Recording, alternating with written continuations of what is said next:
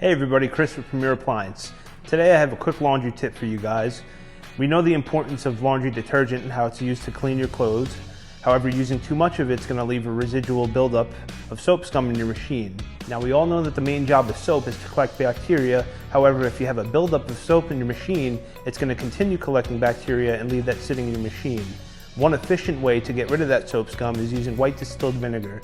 The acetic acids in there will break down the alkaline left over by your laundry detergent and will help keep your machine smelling fresh and your clothes as well. Now, as you can see, using too much detergent is going to cause this buildup of sediment in your machine, and eventually that's going to collect all that bacteria and leave a big smell in your machine. So using that white distilled vinegar will help break this up and leave your clothes in your machine smelling much fresher. Now, another additional benefit to white distilled vinegar is it's going to eliminate the need to use traditional fabric softener because it acts as a natural softener. So on top of keeping your machine and clothes fresh, it's going to keep your clothes feeling nice and soft and it won't leave a smell.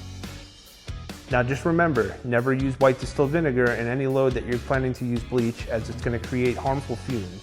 For more information or more useful tips like this one, come visit us down in our shop